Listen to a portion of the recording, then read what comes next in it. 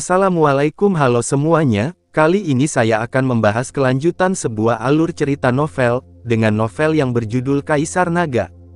Jangan lupa buat teman-teman untuk like, komen, subscribe, and share ya. Yuk, tanpa basa-basi lagi, kita lanjut ke pembahasannya.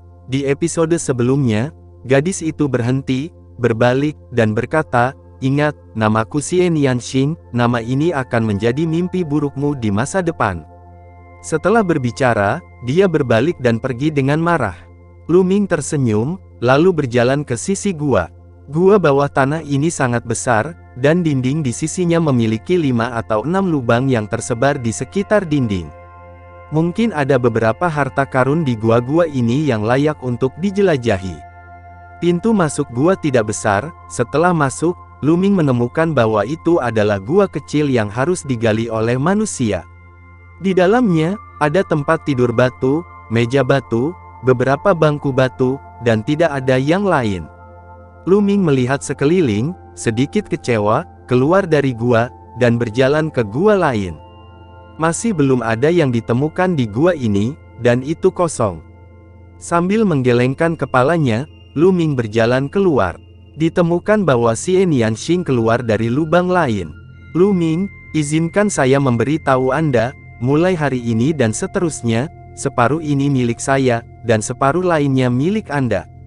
Anda tidak diizinkan masuk ke gua ini di mana saya berada. Jika tidak, jangan salahkan saya karena bersikap kasar, hehe." Xie Nianxing melambaikan tangannya ke tengah satu pukulan. "Jika aku tidak pergi, aku tidak akan pergi."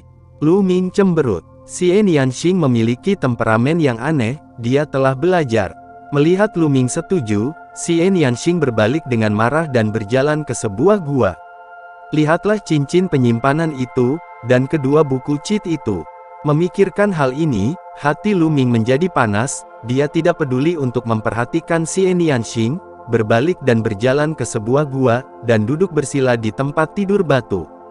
Dengan pikiran, dia muncul di kuil tertinggi. Dengan gerakan tangannya, cincin penyimpanan muncul di tangannya. Ini adalah cincin penyimpanan yang ditinggalkan oleh seorang ahli tak tertandingi di ranah Raja Bela Diri. Apa isinya? Lu Ming menantikannya, dan ingin memasuki cincin penyimpanan untuk memeriksanya. Namun, saat berikutnya, Lu Ming tertegun. Pikiran tidak bisa masuk, terhalang oleh lapisan prasasti. Ada prasasti yang terukir di cincin penyimpanan, yang sangat kuat dan mencegah orang lain untuk mencongkel. Lu Ming tertegun, lalu aku meratap dalam hati, bukankah begini caramu bermain? Setelah akhirnya mendapatkan cincin penyimpanan alam Raja Bela Diri, itu tidak bisa dibuka, bukankah ini terlalu curang? Aku tidak percaya lagi. Lu Ming mengertakkan gigi, memegang cincin penyimpanan di tangannya, dan mengedarkan energi sejatinya. Untaian energi sejati mengalir menuju tulisan di cincin penyimpanan seperti naga. Dengan mendengus, energi sebenarnya menghilang, dan prasasti itu tidak bergerak sama sekali. Setelah bertahun-tahun, prasasti itu masih sangat kuat. Lu Ming terdiam. Kemudian, lanjutkan dengan memasukkan Zenki. Demikian pula, prasasti itu menghilang dan prasasti itu tidak bergerak.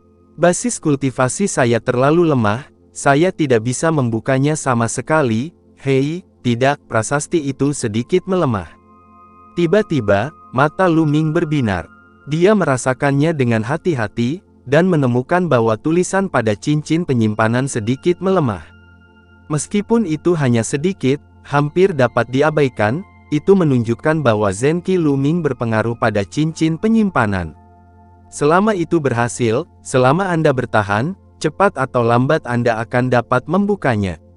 Lanjutkan. Lu Ming mengangkat semangatnya dan terus menyuntikkan Zenki. 3 jam kemudian, Lu Ming berkeringat deras dan terengah-engah. Tapi prasasti pada cincin penyimpanan hanya melemah sedikit, mungkin hanya 1/10.000.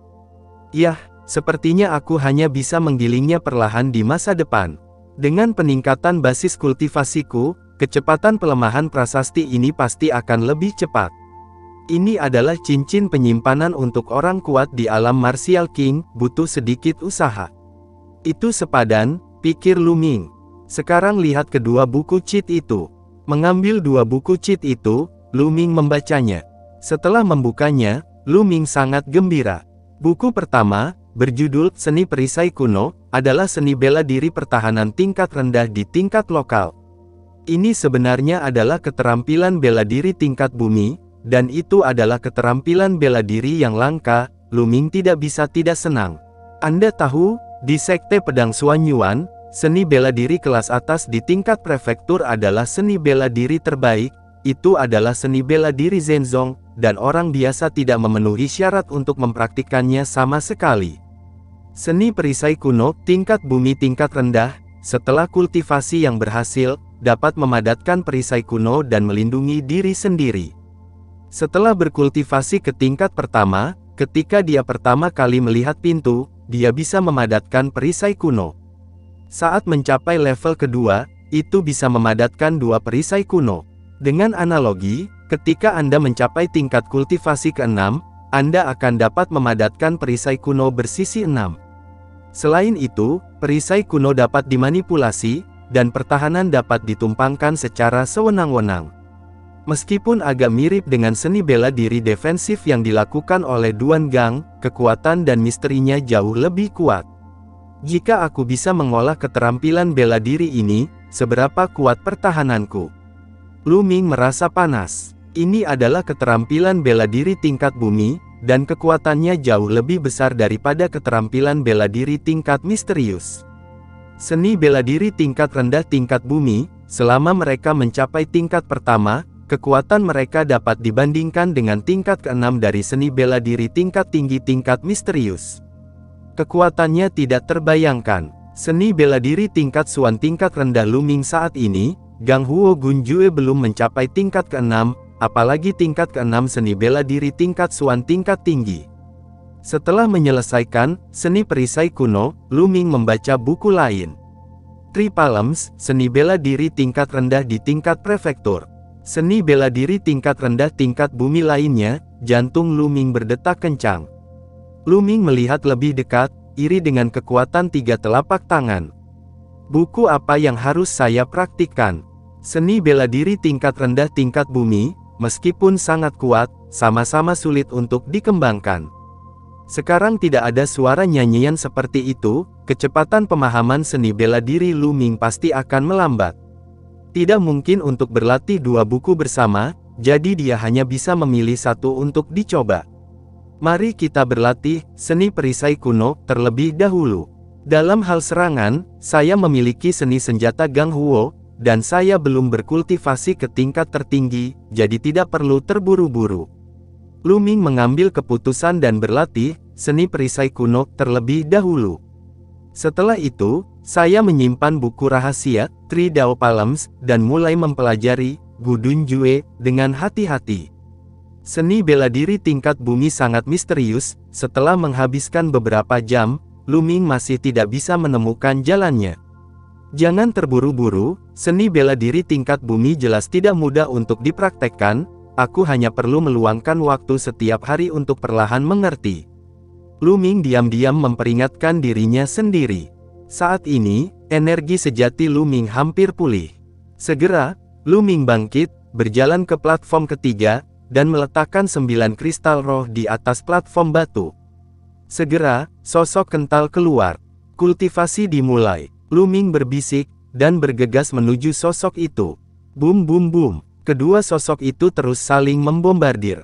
Selama pertempuran, Lu Ming terus-menerus mencari kekurangan dalam seni bela dirinya dan menutupi kelemahannya. Pertempuran semacam ini, kemajuannya cepat lagi. Ketika energi sejati habis, Lu Ming berhenti, dan saat memulihkan energi sejati, dia merenungkan Gudun Jue beberapa hari berlalu dalam sekejap. Lu Ming menemukan bahwa setiap kali 9 kristal roh dimasukkan, angka itu hanya akan bertahan selama 6 jam sebelum menghilang. Dengan pertarungan sengit yang terus-menerus, Lu Ming telah membuat kemajuan besar, dan keterampilan bela dirinya telah meningkat secara signifikan. Beberapa hari kemudian, Lu Ming meninggalkan kuil tertinggi, datang ke lorong itu, berperang melawan semangat api, dan memahami kekuatan api. Setiap hari, Lu Ming memiliki jadwal yang padat, berusaha untuk meningkatkan kekuatannya lebih cepat. Dan Xie Nianxing juga bersembunyi di gua batu seberang setiap hari, jadi dia juga harus berlatih. Dengan cara ini, sebulan berlalu. Ambil bulan. Di bagian itu, tombak panjang Luming menyapu, dan lebih dari selusin roh api tersapu dan meledak di udara. Gang Huo Gunjue akhirnya membuahkan hasil, mencapai tingkat ke-6, kesatuan manusia dan kekuatan. Mata Luming berbinar, dan sedikit kegembiraan muncul di sudut mulutnya.